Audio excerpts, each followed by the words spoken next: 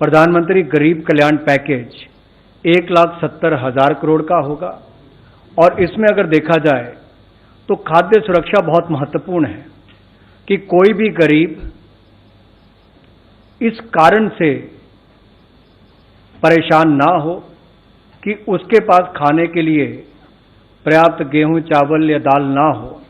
तो उसके लिए पहला कदम जो उठाया गया है वो प्रधानमंत्री अन्न योजना, इसके माध्यम से 5 किलो गेहूं या चावल ये लगभग 80 करोड़ लाभार्थियों को अगले 3 महीनों तक मिलेगा और इसमें इनको 1 रुपया भी अपनी तरफ से नहीं देना है। ये अतिरिक्त लाभ इनको दिया गया है। ऐसे 80 करोड़ लाभार्थी जिनको 5 किलो गेहूं या चावल अगले 3 महीने तक ये लगातार मिलेगा, अतिरिक्त मिलेगा जो उनको मिलता है उससे ज्यादा, और ये जो पीडीएस के सिस्टम के माध्यम से मिलता है उसके अलग से ये देने हैं। और इसके अलावा जो दाल इनको मिले तो 1 किलो दाल का प्रावधान भी परिवार के लिए किया गया है और ये भी अगले 3 महीनों तक लगातार मिलती रहेगी। ये भी अपने क्षेत्र के अनुसार जिस तरह की दाल वो चाहते हैं वो उपलब्ध करवाने का सरकार का प्रयास रहेगा ताकि उनकी मांग के अनुसार ही वो उनको मिल सके।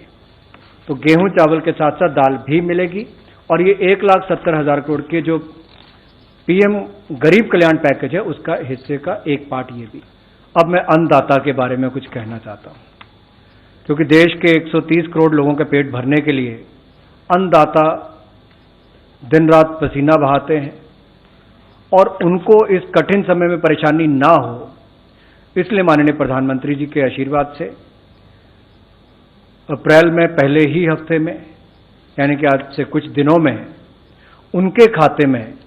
2,000 रुपये की किस्त डाल दी जाएगी और ये लगभग 8 करोड़ 70 लाख किसानों को इसका लाभ मिलेगा। देश के 8 करोड़ 70 लाख किसानों को 2,000 रुपये की किस्त अप्रैल के पहले हफ्ते में उनके खाते में डाल दी जाएगी ताकि अन्नदाता को सम्मान मिल सके और ये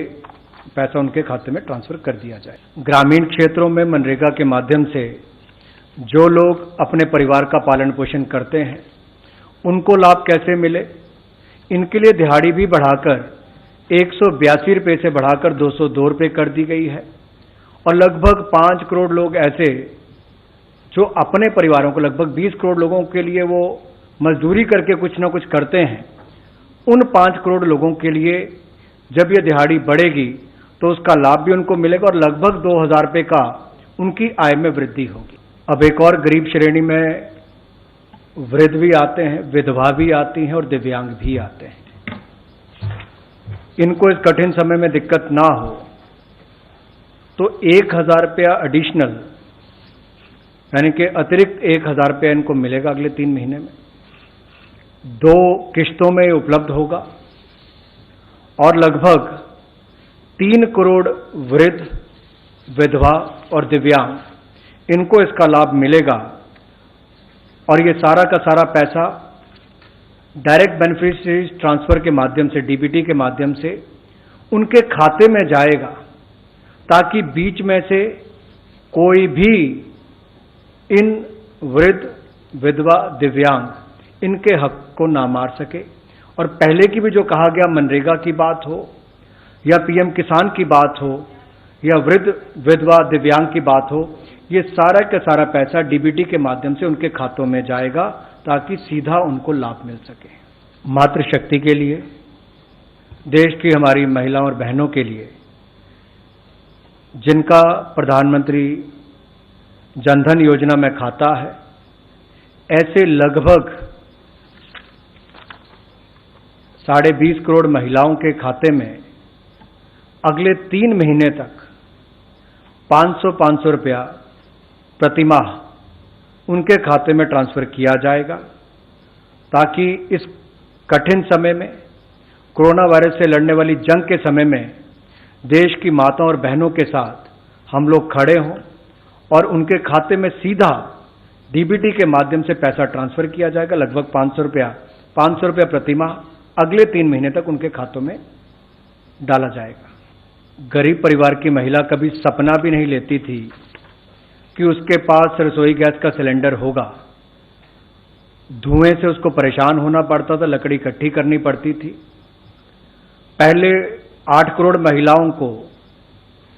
रसोई गैस सिलेंडर उपलब्ध आदरणीय मोदी जी ने करवाया। और जब ये हमारी मातृशक्ति माताएं बहनें कोरोना वायरस के खिलाफ जंग लड़ रही हैं, तो उनको चिंता मुक्त करना हमारी पहली प्राथमिकता बन जाती है। एक और उनके खाते में 3 महीनों तक लगातार 500-500 रुपए हम डालेंगे। मनरेगा में उनको लाभ मिलेगा, दिहाड़ी बढ़ा दी है। अब रसोई गैस का सिलेंडर के लिए उनको दिक्कत ना हो, तो अगले 3 महीने तक ऐसी 8 करोड़ से ज्यादा महिलाओं को जिनको उज्ज्वला योजना में रसोई गैस का सिलेंडर मिला था, उनको मुफ्त में अगले 3 महीने तक रसोई गैस के सिलेंडर मिलते रहेंगे। ना उनको अन्न की चिंता होगी, ना गैस की चिंता होगी,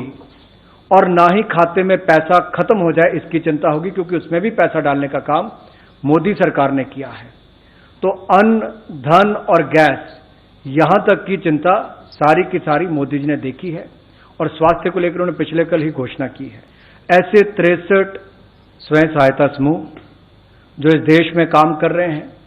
और लगभग देश के 7 करोड़ परिवार इससे जुड़े हुए हैं। इन परिवारों के लिए, या मैं कहूं इस 63 लाख स्वयं सहायता समूह के लिए, जो NRLM के माध्यम से 10 लाख रुपया मिलता था कि आपको कोलेट्रल नहीं देनी पड़ती, यानी कि अपनी कोई संपत्ति नहीं देनी पड़ती थी, गारंटी नहीं देनी पड़ती थी, कोई कीमती चीज बैंक को नहीं देनी पड़ती थी। वो जो 10 लाख आपको मिलता था, उसकी बजाय 20 लाख मिलेगा, ताकि इस कठिन समय में भी आप और काम कर सके, क्योंकि बहुत सारे अवसर नीचे जब पैदा होंगे तो उसके लिए धन का अभाव ना हो। तो ये भी आपके लिए यहां पर प्रावधान किया गया है। और जब हम ये कहते हैं कि 7 करोड़ लोग या 7 करोड़ परिवार इससे जुड़े हुए हैं, तो आप कल्पना कीजिए कि उन 7 करोड़ परिवारों के 35 करोड़ लोगों को इसका लाभ मिलता है। अगर 20 करोड़ बैंक खातों में पैसा डाला जाता है तो 100 करोड़ लोगों तक उसका लाभ मिलता है। अगर 8 करोड़ बहनों को रसोई गैस का सिलेंडर दिया जाता है तो 35 से 40 करोड़ लोगों को इसका लाभ मिलता है। इसलिए ये बहनों तक इसका लाभ मिले और इसको और फल मिले, इसका प्रावधान किया गया है। संगठित क्षेत्र के मजदूरों के लिए, जो नौकरी करने वाले हैं या नौकरी देने वाले हैं, इन दोनों के लिए ही, और वो संस्थान जहां पर 100 से कम एम्प्लॉयज हैं, उनके लिए जो 15,000 रुपये से कम महीने का वेतन पाते हैं, ऐसे जहां 90% से कम